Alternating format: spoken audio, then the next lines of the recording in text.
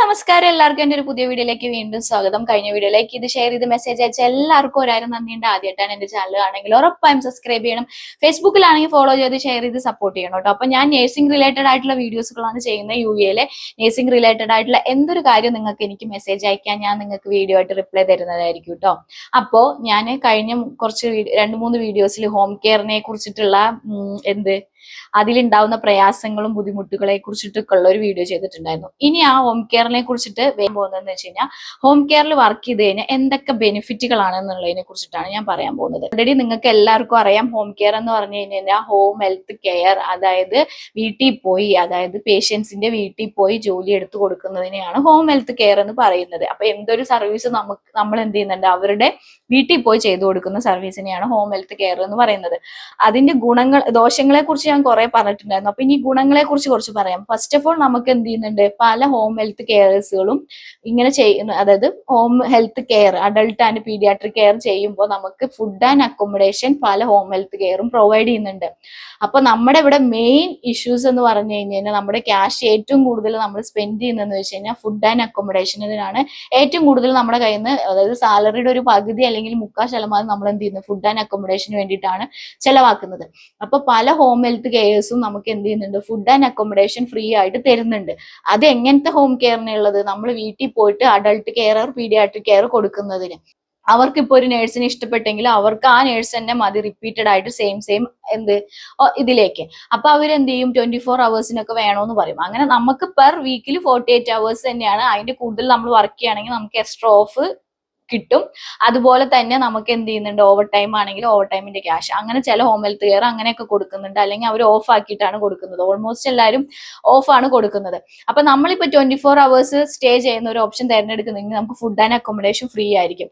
അല്ലാണ്ട് തന്നെ ഇപ്പൊ ചിലവർക്ക് എന്ത് ചെയ്യുന്നുണ്ട്, 12 hours ഷിഫ്റ്റ് ആണെങ്കിൽ തന്നെ അവരെന്ത് ചെയ്യുന്നുണ്ട്, ഇപ്പൊ ഈ അലൈൻ അബുദാബി ആ ഭാഗത്തൊക്കെ ആണെങ്കിൽ അധികവും എന്ത് ചെയ്യുന്നുണ്ട്, ഫുഡ് ആൻഡ് അക്കോമഡേഷൻ അവർ പ്രൊവൈഡ് ചെയ്യുന്നുണ്ട്. എന്താ വെച്ച് കഴിഞ്ഞാൽ അവർക്ക് ആ സെയിം നേഴ്സിനെ മതി. അപ്പൊ അവർ എന്ത് ചെയ്യും, ഫുഡ് ആൻഡ് അക്കോമഡേഷൻ തന്നെ ആ ഒരു ഏരിയയിൽ തന്നെ അറേഞ്ച് ചെയ്ത് കൊടുക്കും. അപ്പൊ ട്രാൻസ്പോർട്ടേഷനും കാര്യങ്ങളും അവർക്ക് ലെസ് മതിയല്ലോ. അപ്പൊ അവിടെ അവർക്ക് ഒരു റൂമും കാര്യങ്ങളും എടുത്തു കൊടുത്തിട്ട് എന്ത് ചെയ്യും, ഫുഡ് ആൻഡ് അക്കോമഡേഷൻ കൊടുക്കുന്നുണ്ട്. അപ്പൊ അതൊരു വലിയൊരു ബെനിഫിറ്റ് ആണ് ഹോം ഹെൽത്ത് കെയറിൽ ഉള്ളത് കേട്ടോ.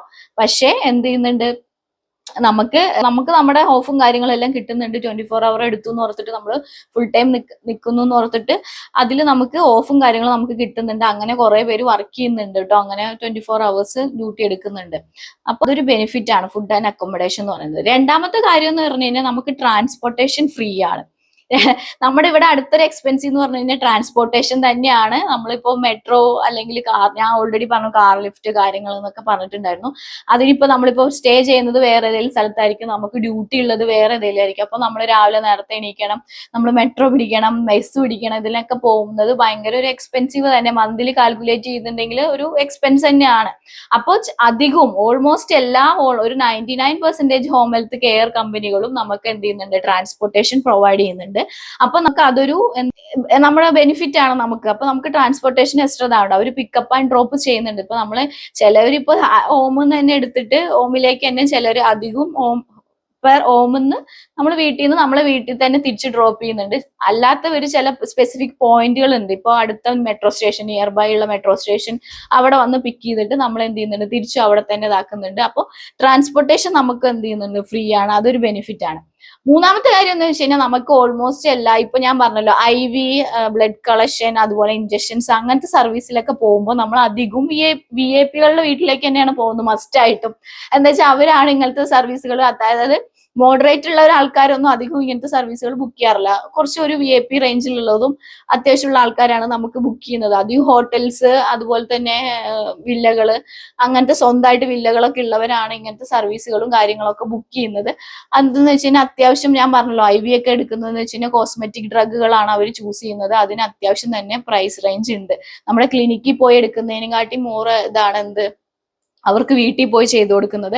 അപ്പൊ അങ്ങനത്തെ സർവീസ് എടുക്കുന്ന ആൾക്കാർ അത്യാവശ്യം പൈസ ഉള്ള ആൾക്കാർ തന്നെയാണ് ബുക്ക് ചെയ്യുന്നത്. അപ്പൊ വൺസ് നമ്മൾ അവിടെ പോയി ചെയ്തു കൊടുക്കുമ്പോൾ നമുക്ക് എന്ത് കിട്ടും എന്ന് വെച്ച് കഴിഞ്ഞാൽ ടിപ്പ് കിട്ടും. അതായത് എല്ലാരും ടിപ്പ് തരണമെന്നില്ല, പക്ഷെ ഓൾമോസ്റ്റ് ഒരുവിധ ആൾക്കാരൊക്കെ എന്ത് ചെയ്യുന്നുണ്ട്, ടിപ്പ് തരുന്നുണ്ട്. ഇപ്പൊ ഒരുപാട് കാശല്ല, പക്ഷെ ചിലവരൊക്കെ 100 dirhams 200 dirhams, അതുപോലെ തന്നെ 50, ചിലർ 10 20 അങ്ങനെ പറഞ്ഞിട്ട് നമുക്ക് ടിപ്പ് കിട്ടുന്നുണ്ട്. അതൊരു വലിയ എന്ത് ബെനിഫിറ്റ് ആണ് നമുക്ക് ടിപ്പ് കിട്ടുന്നത്. അതായത് നമുക്ക് ചെലവിനുള്ള പൈസ നമുക്ക് ടിപ്പായിട്ട് ഒരു മന്തിലേക്ക് കൂട്ടുവാണെങ്കിൽ നമുക്ക് ടിപ്പ് കിട്ടാറുണ്ട്. അതുപോലെ തന്നെ ചില കമ്പനികൾ ഇപ്പൊ ടാർജറ്റുകൾ ഉണ്ട്. നമ്മളിപ്പോ പെർ ഇതില് ക്ലയന്റിനെ ഇപ്പൊ ക്ലയന്റ് നമ്മുടെ സർവീസ് ഇഷ്ടപ്പെട്ടിട്ടുണ്ടെങ്കിൽ അവർ നെക്സ്റ്റ് ബുക്ക് ചെയ്തിട്ടുണ്ടെങ്കിൽ എന്താക്കും, നമ്മൾ അവര് ബുക്ക് ചെയ്തിട്ടുണ്ടെങ്കിൽ ആ സ്റ്റാഫിന്റെ തന്നെ വേണമെന്ന് പറയുകയാണെങ്കിൽ ആ സ്റ്റാഫിന്റെ പെർഫോമൻസ് നന്നായിട്ടുണ്ടെങ്കിൽ നമുക്ക് എന്ത് ചെയ്യും, കമ്പനി വഴി തന്നെ നമുക്ക് എന്ത് ചെയ്യുന്നുണ്ട്, റിവ്യൂസും കാര്യങ്ങളും നന്നായിട്ട് നമ്മൾ ഇട്ട് കൊടുത്തിട്ടുണ്ടെങ്കിൽ കമ്പനി വഴി തന്നെ നമുക്ക് ബോണസുകൾ കിട്ടുന്നുണ്ട്. അതൊരു വലിയൊരു ബെനിഫിറ്റ് ആണ് നമുക്ക്. അപ്പൊ നമുക്ക് ചെലവിനുള്ള പൈസ നമുക്ക് എന്താക്കാൻ പറ്റുന്നുണ്ട്, ഇതുപോലെ റിവ്യൂസുകൾ, നല്ല റിവ്യൂസുകൾ അല്ലെങ്കിൽ സെയിം നേഴ്സ് നമ്മുടെ വർക്ക് നന്നായിട്ട് ഇഷ്ടപ്പെട്ട് വീണ്ടും വീണ്ടും ബുക്ക് ചെയ്യുമ്പോൾ നമുക്ക് കമ്പനിയിൽ നിന്ന് ഒരു ബോണസ് കിട്ടുന്നുണ്ട്. അതുപോലെ തന്നെ ക്ലയന്റും നമ്മുടെ സർവീസ് നന്നായിട്ടുണ്ടെങ്കിൽ നമുക്ക് ടിപ്പ് കാര്യങ്ങളൊക്കെ തരുന്നുണ്ട്. അപ്പൊ ഇതൊരു വലിയൊരു ബെനിഫിറ്റ് തന്നെയാണ് എക്സ്ട്രാ ഇൻകം എന്ന് പറയുന്നത്.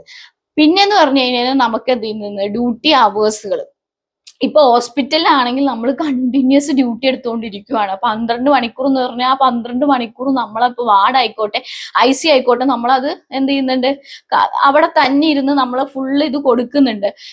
പേഷ്യൻസിന് അവരാരും വെറുതെ ഇരിക്കാൻ നമുക്ക് അത് അവിടെ പറ്റില്ല. ICയിലും ഇതിലൊക്കെ വർക്ക് ചെയ്യുന്നവർക്കൊക്കെ അറിയാം, വാർഡിൽ ICയിൽ ഇപ്പൊ എവിടെ ആയിക്കോട്ടെ, ക്ലിനിക്ക് ആണെങ്കിലും ആയിക്കോട്ടെ, നമ്മളിത് കണ്ടിന്യൂസ് ആയിട്ട് ഇപ്പൊ വർക്ക് ചെയ്തുകൊണ്ടിരിക്കുക, നമുക്ക് വെറുതെ ഇരിക്കാൻ അവർ സമ്മതിക്കില്ല. പക്ഷെ ഹോം കെയറിൽ എന്ന് വെച്ച് കഴിഞ്ഞാൽ നമ്മളിപ്പോ വൺസ് പോയി കഴിഞ്ഞിട്ട് ഇപ്പൊ അഡൾട്ട് കെയറിന് പോയി കഴിഞ്ഞ് കഴിഞ്ഞാൽ നമുക്ക് എന്താക്കാൻ പറ്റുന്നുണ്ട്, അവർക്ക് ഇപ്പൊ രാവിലത്തെ കാര്യങ്ങളെല്ലാം ചെയ്ത് കഴിഞ്ഞാൽ പിന്നെ നമുക്കൊരു ഫ്രീ ടൈം കിട്ടുന്നുണ്ട്. നമുക്ക് ഇരുന്ന് നമുക്ക് അവരെ ഒബ്സർവ് ചെയ്താൽ മതി, അവർക്ക് നീഡിനനുസരിച്ച് നമ്മൾ കൊടുത്താൽ മതി.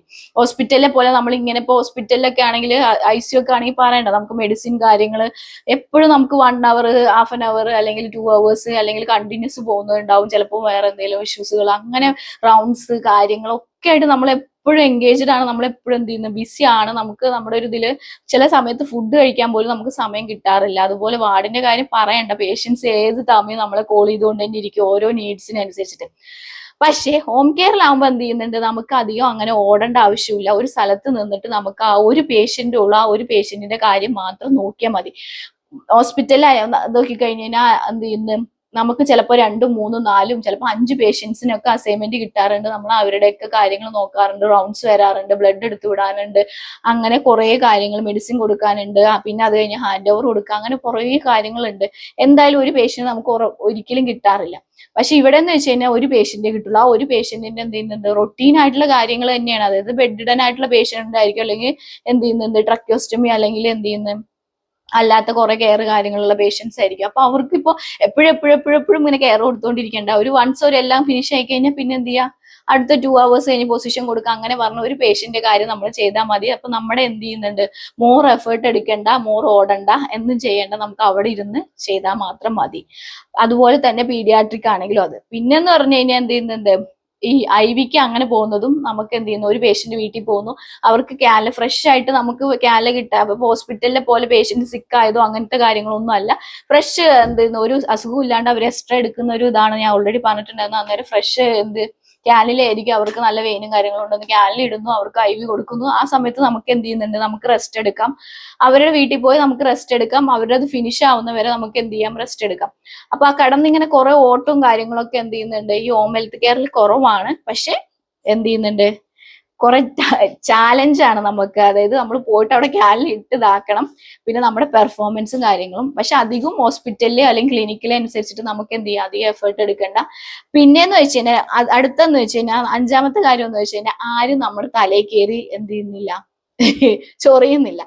ഇപ്പൊ ഹോസ്പിറ്റലാണെങ്കിലും അല്ലെങ്കിൽ ക്ലിനിക്കിലാണെങ്കിലും അവിടെ എന്ത് ചെയ്യും, നമ്മുടെ സീനിയേഴ്സ് ഉണ്ട്, അല്ലെങ്കിൽ നമ്മുടെ സൂപ്പർവൈസർ ഉണ്ട്, നമ്മുടെ എന്ത് ചെയ്യുന്നുണ്ട്, ഇൻചാർജ് ഉണ്ട്, അല്ലെങ്കിൽ നമ്മുടെ എന്ത് ചെയ്യുന്നു, ടീം ലീഡേഴ്സ് ഉണ്ട്. അവരൊക്കെ നമ്മൾ എന്ത് ചെയ്യുന്നുണ്ട്, എല്ലാവരും അങ്ങനെ ചെയ്യുന്നു എന്നല്ല, എന്നാലും അവരുടെയൊക്കെ ഒരു വക പ്രഷറും കാര്യങ്ങളും ഒക്കെ ഉണ്ട് നമുക്ക്. ഇവിടെ എന്ന് പറഞ്ഞു കഴിഞ്ഞാൽ നമുക്ക് അങ്ങനെ ഇല്ല. ഇപ്പൊ നമുക്ക് ഉണ്ടെങ്കിൽ നമ്മുടെ കൂടെ അവരാരുമില്ല. മറ്റെവിടെ എന്നൊക്കെ വെച്ച് കഴിഞ്ഞാൽ നമ്മുടെ കൂടെ തന്നെ ഉണ്ട്, നമ്മൾ അവരെ എന്നും കാണുന്നുണ്ട്, അവർ നമ്മളോട് എന്നും വന്ന് ചോദിക്കുന്നുണ്ട്. നമ്മൾ എന്തെങ്കിലും തെറ്റായി ചെയ്തിട്ടുണ്ടെങ്കിൽ അവരുടെ എന്ത് ചെയ്യുന്നത്, വഴക്ക് കേൾക്കുന്നുണ്ട്, അല്ലെങ്കിൽ അവിടെ കുറെ കാര്യങ്ങളും ഇതൊക്കെ ഉണ്ട്. ഹോസ്പിറ്റലിൽ ഇതിലൊക്കെ എല്ലാവർക്കൊക്കെ അറിയാം. പക്ഷെ ഇവിടെ എന്ന് വെച്ച് കഴിഞ്ഞാൽ നമ്മുടെ കൂടെ അവരെന്നും കൂടെ വരുന്നതോ നമ്മൾ അവരെ ചിലപ്പോൾ നമ്മൾ കാണുക പോലും ഇല്ല. നമ്മൾ വൺസ് ആ കമ്പനി പോകുമ്പോൾ മാത്രമേ കാണുള്ളൂ, അല്ലെങ്കിൽ അവർക്ക് എന്തെങ്കിലും നീഡ്സ് വേണമെങ്കിൽ മാത്രമേ നമ്മൾ എന്ത് ചെയ്യുന്നുള്ളൂ, ആ സൂപ്പർവൈസറെ അല്ലെങ്കിൽ ഇൻചാർജിനെ അവരെയൊക്കെ കാണുന്നുള്ളൂ. അപ്പൊ നമ്മൾ ഒറ്റയ്ക്കാണ്, നമ്മുടെ കയ്യിലാണ് എല്ലാം ഇരിക്കുന്നത്, നമ്മളാണ് അവിടെ എന്ത് ചെയ്യുന്നത്, സൂപ്പർവൈസറും സീനിയറും എല്ലാം നമ്മൾ തന്നെയാണ്. അപ്പൊ അവിടെ ആരും നമ്മളെ ഭരിക്കാനായിട്ട് വരുന്നില്ല. അതൊരു വലിയൊരു ബെനിഫിറ്റ് ആണ്, നേഴ്സിംഗ് ഫീൽഡിലുള്ള എല്ലാവർക്കും തന്നെ അറിയാം. അപ്പൊ നമ്മുടെ തലേ കയറാനും ഇതാക്കാനും. പക്ഷെ നമ്മൾ എന്തെങ്കിലും തെറ്റ് ചെയ്തിട്ടുണ്ടെങ്കിൽ എന്ത് ചെയ്യും, പേഷ്യന്റിനെ അല്ലെങ്കിൽ പേഷ്യന്റിന്റെ കൂടെയുള്ള റിലേറ്റീവ്സോ കംപ്ലൈന്റ് ചെയ്യും. അപ്പൊ അതൊരു എൻക്വയറി വരുമ്പോൾ നമ്മൾ പോകണം. അല്ല, നമ്മളെല്ലാം പക്കയായിട്ട് ചെയ്യുവാണെങ്കിൽ ഒരു ഇഷ്യൂസും ഇല്ല, നമ്മൾ നമ്മുടെ കാര്യം ചെയ്യുക, നമ്മൾ തിരിച്ച് നമ്മളെ വീട്ടിൽ കൊണ്ടാക്കുന്നു. അതൊരു വലിയ ബെനിഫിറ്റ് ആണ്. അപ്പൊ ഇത്രയൊക്കെയാണ് എന്ത് ചെയ്യുന്നത്, ഹോം കെയറിലെ ബെനിഫിറ്റുകൾ എന്ന് പറയുന്നത് കേട്ടോ. കമ്പയറിംഗ് ടു ഹോസ്പിറ്റൽ ആൻഡ് ക്ലിനിക്കിനെ അപേക്ഷിച്ച് നോക്കുവാണെങ്കിൽ കുറച്ചുകൂടി ഫ്രീഡം ഉണ്ട്. പിന്നെ കുറച്ച് എന്ത് ചെയ്യുന്നുണ്ട്, നമുക്ക് റിലാക്സേഷൻ കിട്ടുന്നുണ്ട്. അതുപോലെ തന്നെ നമുക്ക് എന്ത് ചെയ്യുന്നുണ്ട്, ഒരു പേഷ്യൻസിന് 1:1 എന്ന റേഞ്ചിലാണ് നമുക്ക് പോകുന്നത്. പിന്നെ ഇതിനൊക്കെ പോകുമ്പോഴും നമുക്ക് റെസ്റ്റ് ഉണ്ട്. ട്രാവൽ ഇപ്പൊ IVക്കൊക്കെ പോകുമ്പോൾ നമുക്ക് ലൊക്കേഷനിൽ ട്രാവൽ ടൈം ഉണ്ട്. അപ്പൊ നമുക്ക് ആ സമയത്തൊക്കെ റെസ്റ്റ് എടുക്കാം. പിന്നെ കുറെ ഡോക്യുമെന്റ്സ്, കുറെ ചാർട്ടിങ്, ഇപ്പൊ ഹോസ്പിറ്റലിലും ക്ലിനിക്കൊക്കെ കുറെ ചാർട്ടിങ്, കുറെ ഡോക്യുമെന്റേഷൻ, കുറെ പ്രിപ്പറേഷൻ, അങ്ങനത്തെ സംഭവങ്ങളൊന്നും ഇല്ല. ജസ്റ്റ് നമുക്ക് കിട്ടുന്നു, നമ്മൾ പോകുന്നു, നമുക്ക് എല്ലാം സെയിം തന്നെയാണ്. ഇപ്പൊ ഒരേ പേഷ്യൻസിന് തന്നെ കിട്ടണമെങ്കിൽ പ്രത്യേകിച്ച് ഒന്നുമില്ല, നമുക്ക് ഓൾറെഡി അറിയുന്നതായത് സെയിം ഫാമിലിയാണ്. അപ്പൊ അവിടെ പോയിട്ട് പ്രത്യേകിച്ച് നമുക്ക് എന്ത് ചെയ്യുന്നുണ്ട്, പുതിയതായിട്ടൊന്നും ഇതാക്കാനൊന്നുമില്ല. പിന്നെ സാലറി റേഞ്ച് വെച്ച് നോക്കുവാണെങ്കിൽ ഹോം കെയറിൽ നമുക്ക് നല്ല എക്സ്പീരിയൻസ് ഒക്കെ ഉണ്ടെങ്കിൽ നല്ല ഹോസ്പിറ്റലിനെയും കാട്ടി കൂടുതൽ സാലറി ഹോം കെയറിന് കിട്ടുന്നുണ്ട്, കിട്ടിയിട്ടുമുണ്ട്, പലർക്കും കിട്ടുന്നുണ്ട് ഇപ്പോഴേട്ടോ. അപ്പോൾ അത് പ്രീവിയസ് ഹോം കെയറിലെ എക്സ്പീരിയൻസ്. പിന്നെ നമ്മുടെ പെർഫോമൻസിനനുസരിച്ചിട്ട് എന്ത് ചെയ്യും, നമ്മളിപ്പോ നല്ല വെല്ലായിട്ട് ചെയ്യുന്നുണ്ടെങ്കിൽ നമുക്ക് എന്ത് ചെയ്യുന്ന അതിനൊരു ബെനിഫിറ്റ് നമുക്ക് ഹോം കെയറിന് കിട്ടുന്നുണ്ട്. അപ്പൊ ഇതൊക്കെയാണ് ഹോം കെയറിലെ ഒരു നല്ല വശം എന്ന് പറയുന്നത് കേട്ടോ. അപ്പൊ ഇതിനെക്കുറിച്ച് നിങ്ങൾക്ക് മോർ എന്തെങ്കിലും ഡൗട്ടോ കാര്യങ്ങളോ എന്തെങ്കിലും ഉണ്ടെങ്കിൽ ഉറപ്പായും മെസ്സേജ് അയക്കണം. ആദ്യമായിട്ടാണ് എന്റെ ചാനൽ കാണണമെങ്കിൽ ഉറപ്പായും സബ്സ്ക്രൈബ് ചെയ്യണം. ഫേസ്ബുക്കിലാണെങ്കിൽ ഫോളോ ചെയ്ത് ഷെയർ ചെയ്ത് സപ്പോർട്ട് ചെയ്യണം. അപ്പോൾ ഇതുപോലത്തെ വീഡിയോ ആയിട്ട് ഞാൻ അടുത്തായിട്ട് വരുന്നതായിരിക്കും. Thank you for watching. By.